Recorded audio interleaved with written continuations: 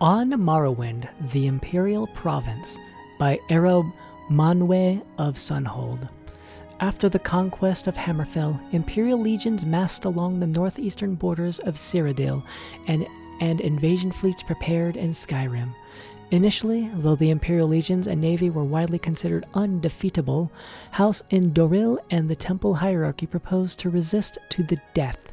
Redoran and Dres stood by in Indoril, with Telvanni remaining neutral. Hlaalu proposed accommodation. Contrived border incidents in Blackmarsh ended inconclusively, but the swampy terrain did not favor Legion and Navy coordination. Against the legions massed west of Silgrad Tower and Kragen Moor, and the legions west of Blacklight and Cormaris View, Morrowind had pitifully small militias, stiffened by small companies of Redoran mercenaries and elite units of house nobles and temple ordinators and armigers. Further complicating matters was the refusal of Indoril, Dres, Hlaalu, and Telvanni to garrison the western borders. Indoril and Dres proposed, rather than defend the western border, instead to withdraw to the interior and fight a guerrilla war. With Hlaalu advocating accommodation and Telvanni remaining neutral, Redoran therefore faced the prospect of standing alone against the Empire. The situation changed radically when Vivek appeared in person in Vivek City to announce his negotiation of a treaty with Emperor Tibur Septim, reorganizing Morrowind as a province of the Empire, but guaranteeing all rights of faith and self-government. A shocked temple hierarchy, which apparently had not been consulted, greeted the announcement with awkward silence.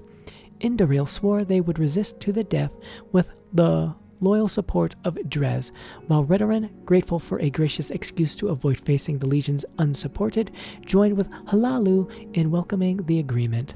Telvanni, seeing which way the wind blew, joined with Hlaalu and Redoran in supporting the treaty.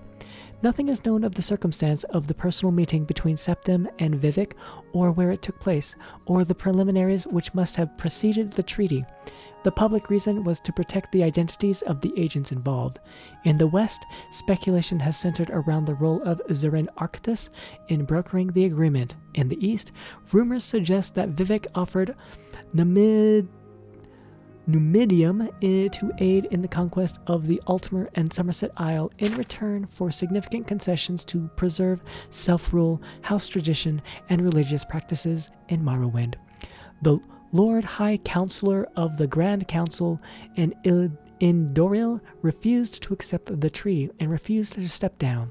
He was assassinated and replaced by a Hlaalu.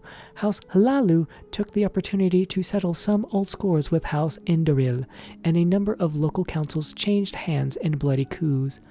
More blood was shed in these inter-house struggles than against the Imperial legions during Morrowind's transition from an independent nation to a province in the Empire. The generals of the legions had dreaded an invasion of Morrowind. The Dunmer were widely regarded as the most dreadful and fanatic foes, further inspired by their temple and clan traditions. The generals had not grasped the political weaknesses of Morrowind, which Emperor Tibur Septim recognized and exploited. At the same time, given the tragic depopulation and destruction experienced